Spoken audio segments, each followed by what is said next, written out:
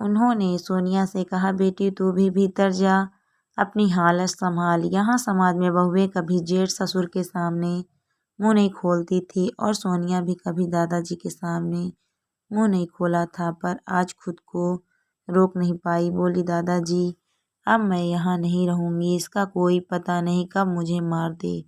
दादाजी बोले, अरे बेटी मैं हूँ, मेरे रहते क्यों चिंता करती है?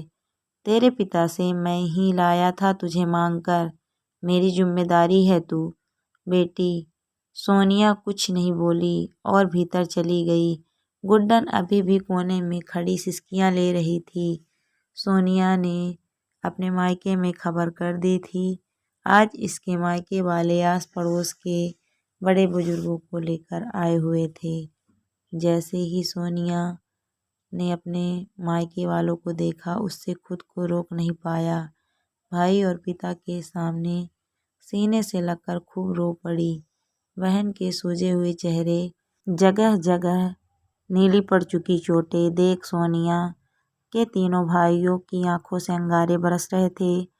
अगर समाज उनको जरा सा भी आज़ादी दे देता तो वह राजेश को पीट पीट कर वहीं मार डालते। बहुत सारे लोग बैठे थे, उनमें राजेश के बड़े भाई और पिता भी थे। दोनों शर्म से अपने सर झुकाए बैठे थे। दरवाजे के पीछे से झांकती सोनी और राजेश की माँ अभी भी अनाप शनाप बोलने से बाज नहीं आ रही थी। जितना ज़्यादा वह बोल रही थी, राजेश के पिता और बड़े भाई का सर उतना ही ज़्यादा नीचा होता जा रहा था। राजेश के बड़े भाई और पिता ने रोकने की लाख कोशिश की, पर सोनिया के घरवाले सोनिया को अपने साथ लिए बिना जाने वाले नहीं थे। वह इस बात के लिए बिल्कुल तैयार ना थे कि उनकी बेटी को यहाँ ऐसे माहौल में छोड़ा जाए। राजेश ने गुड्डन को सोनिया के साथ नहीं जाने दिया और गुस्से में सोनिया भी गुड्डन को छोड़कर अपने परिवार वालों के साथ चली गई। छोटी सी बच्ची उदासी नज़रों से कभी अपनी माँ को जाते हुए देखती और कभी अम्मा और बुआ की तरफ देखती, जिनके पास उसे अब रहना था। उससे किसी ने भी नहीं पूछा था कि उसको किसके पास रहना है। माँ साथ ले जाना चाहती थी, पर बाप ने जाने नहीं दिया। उसके आंसू अब रुकने का नाम नहीं ले रहे थे। पर तभी विमला ताई ने जैसे उस बच्ची की जान में जान डाल दी। ताई बोली, तू चिंता मत कर, मम्मी गई तो क्या हुआ, मैं हूँ और दादाजी भी हैं, और फिर कुछ दिनों में मम्मी आ जाएगी। विमला ने कभी भी गुड्डन और अपने बच्चों में कोई भेदभाव नहीं किया था। विमला का स्वभाव ही ऐसा था कि मोहल्ले से कोई भी आ जाए, वह सबकी मदद के लिए हमेशा तैयार रहती थी। सोनिया को गए 3 महीने हो गए थे। सोनी और अम्मा रोज गुड्डन को खेतों में जानवर चराने और सूखे उपले इकट्ठे करने भेज देती। रात की बासी रोटी और 1 गिलास दूध पीकर छोटी सी बच्ची दिन के दोपहर खेतों में जानवर चराती और सूखे उपले इकट्ठे करती फिरती। दादी और बुआ दोनों आराम से घर बैठती और शाम में बेचारी बच्ची को कुएं से पानी लाने भी भेज देती। अक्सर शाम में जब भूखी प्यासी बच्ची खेत से घर लौटकर आती तो दादी और बुआ दोनों ही घर को ताला लगाकर किसी न किसी के यहाँ गप्पे मार रही होती थी। पर गुड्डन के लिए यही पल दिन के सबसे अच्छे पल हुआ करते थे। वह थोड़ी देर मोहल्ले के बच्चों के संग खेल भी लेती और विमला ताई के पास आकर चुपके से भरपेट खाना भी खा लेती। डर हमेशा उसे यही रहता कि कहीं दादी और बुआ ने देख लिया तो उसे बहुत पीटेंगी। राजेश के लिए गुड्डन थी तो सही, पर वह ज़्यादा ध्यान नहीं देता था। वह अपनी ही दुनिया में रहता था। उसे यही लगता था कि उसकी माँ और बहन गुड्डन का बड़े अच्छे से ख्याल रख रहे थे। नन्ही सी जान गुड्डन राजेश के गर्म स्वभाव की वजह से कभी कुछ न कह पाती। माँ के साथ राजेश के बर्ताव का जो डर था, वह गुड्डन की हड्डियों तक में समा गया था। छोटी सी बच्ची कभी किसी भी तरह की शिकायत नहीं करती थी। अब बारिश शुरू हो गई थी तो सूखे उपले तो अब नहीं मिलते थे, पर अब भी उसे जानवर चराने तो जाना ही पड़ता था।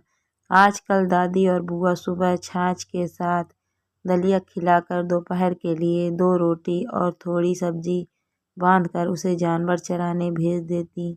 गुड्डन सारा दिन जानवरों के पीछे दौड़ती फिरती और कई बार शाम में जब घर लौट कर आती तो उसे बहुत जोर की भूख लगी होती थी। वह चुपचाप बिमला ताई के पास चली जाती और घर में जो भी होता चुपके से खा आती। एक बार सोनी ने गुड्डन को ताई के पास बैठे खाना खाते हुए देख लिया तो गुड्डन की चोटी पकड़कर बाहर खींचते हुए ले गई और उसके बाद राजेश से शिकायत कर दी।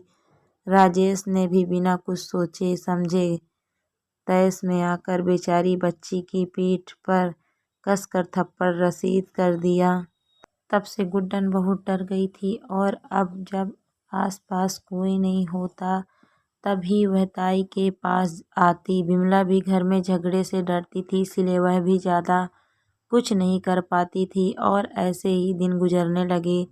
पिछले 3 दिन से जबरदस्त बारिश हो रही थी। खेतों में घुटने से ऊपर तक पानी भर गया था।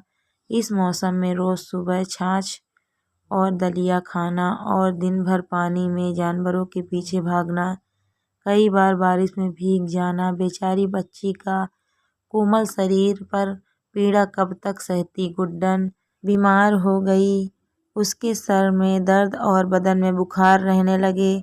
जब भी गुड्डन अपनी तबीयत के बारे में दादी और बुआ को कहती तो उनको हमेशा यही लगता कि वह काम ना करने के बहाने कर रही है और उसे जबरदस्ती खेतों पर जानवर चराने भेज देती। एक दिन शाम को जब गुड्डन खेत से लौटी तो पूरी भीगी हुई थी।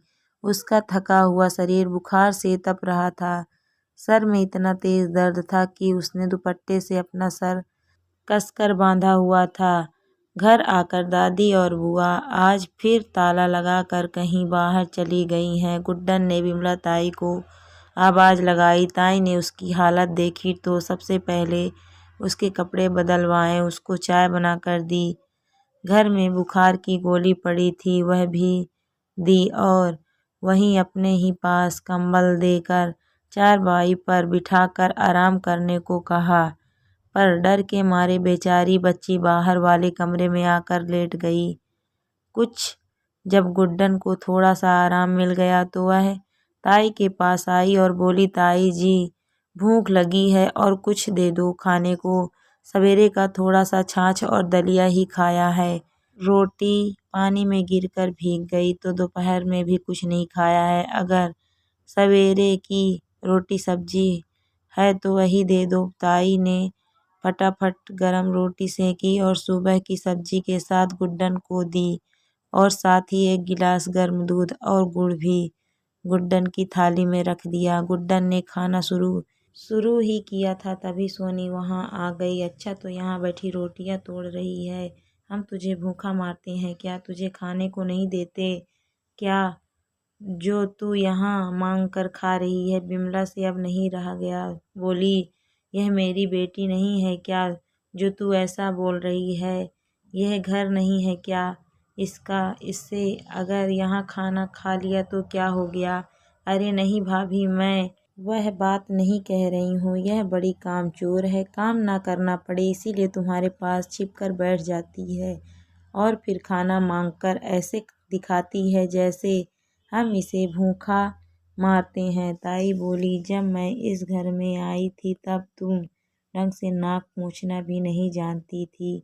तब से तुमको ननद होने के बाद भी बेटी की तरह ही पाला है। तुम्हारे रंग रंग पहचानती हूँ मैं। बिमला सख्त लहजे में बोली, मेरे सामने बेकार की बातें मत करो।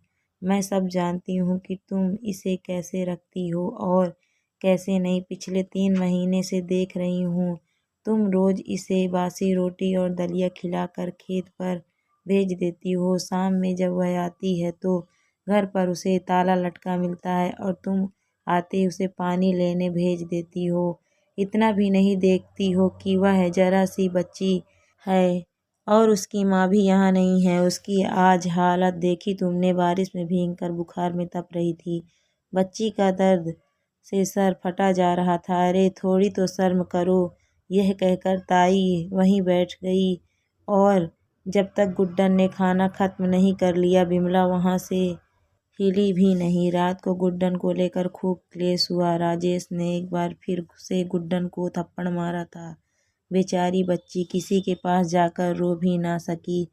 रात को उसे फिर बुखार हो गया। सुबह जब जागी तो उससे चला नहीं जा रहा था। अम्मा ने आज फिर उसे इस हालत में भी छाछ दलिया खिलाकर जानवर को लेकर खेत पर भेज दिया। आज विमला भी खेत पर ही थी। उसने गुड्डन को इस हालत में जानवरों के साथ खेत पर देखा तो उसका कलेजा मुंह को आ गया। कैसी माँ बेटी है यह। कल छोरी से चला भी नहीं जा रहा था और आज इन्होंने उसे जानवर लेकर खेत पर भेज दिया। जरा भी दया नहीं आई गुड्डन की हालत पर। विमला को आज सोनिया पर बहुत गुस्सा आ रहा था। क्यों इनके पास छोड़ कर गई थी वह अपने दिल के टुकड़े को। विमला ने गुड्डन को बुलाया, उसे आराम करने को कह दिया और बोली, तू चिंता मत कर, तेरे जानवर मैं देख लूँगी। तू यहीं मेड़ पर लेट कर आराम कर ले।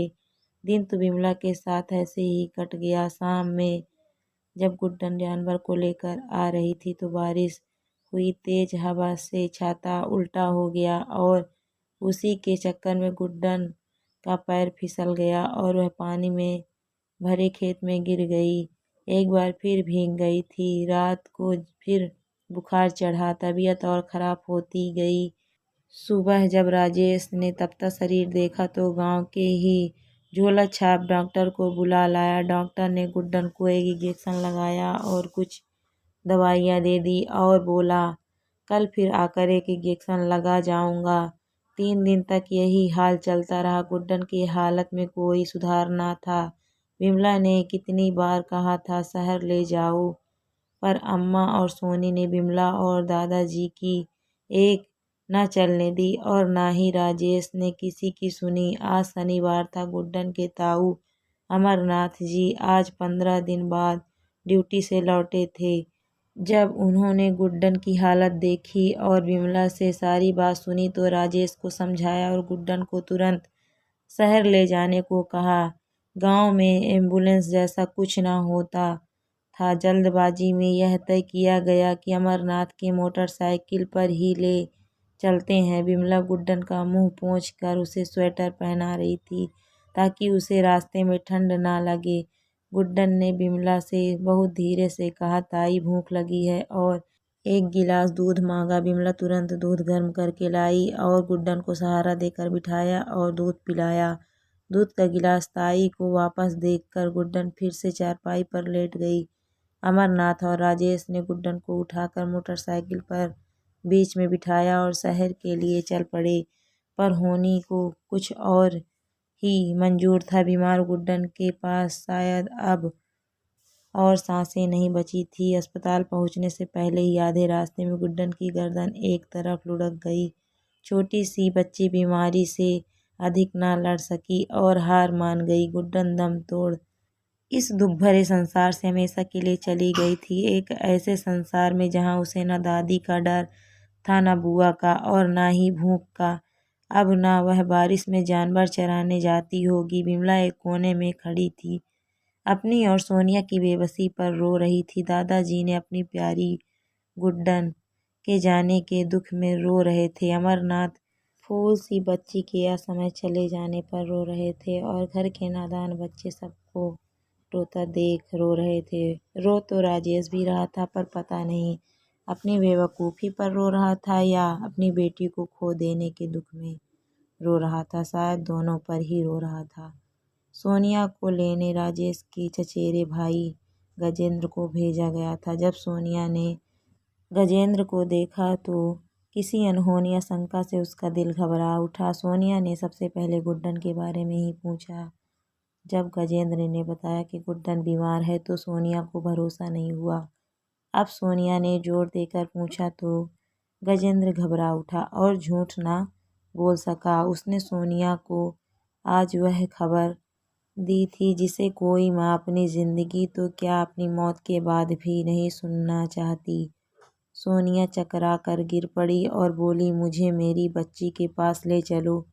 गजेंद्र तुरंत सोनिया को लेकर वहाँ से गांव के लिए चल पड़ा, लेकिन जब तक सोनिया वहाँ पहुँची तो गांव के बुजुर्गों ने गुड्डन का अंतिम संस्कार करवा चुके थे। रास्ते भर रोती आई सोनिया की पथराई आंखें, उसका रोना, बिलखना, कलेजा चीर देने वाली पुकार अपनी आत्मा के टुकड़े को आखिर बार देख भी ना पाने के दुख को बयां कर रही थी। सोनिया बार बार शुद्ध खोए जा रही थी। कहाँ गुड्डन को डोली में बिठाकर विदा करने के सपने सजाए थे और कहाँ उसकी लाडो आज बिना कुछ कहे ऐसे ही चली गई।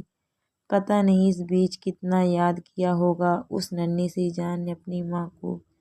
पता नहीं कितनी बातें होगी जो वह अपनी माँ से कहना चाहती होगी। ना जाने कितने दुख दिए होंगे इन लोगों ने उसकी बच्ची को, और ना जाने कितने दर्द सहे होंगे उस छोटी सी बच्ची ने। अगर एक बार माँ को मिल लेती तो शायद एक मुस्कुराहट लिए विदा हो सकती थी इस संसार से। सोनिया यही कहकर अपनी छाती पीट रही थी, लाडो में तो मजबूर होकर तुझसे थोड़ी सी ही दूर गई थी, पर तू अपनी अभागिन माँ से इतनी नाराज हो गई कि हमेशा हमेशा के लिए दूर, बहुत दूर चली गई।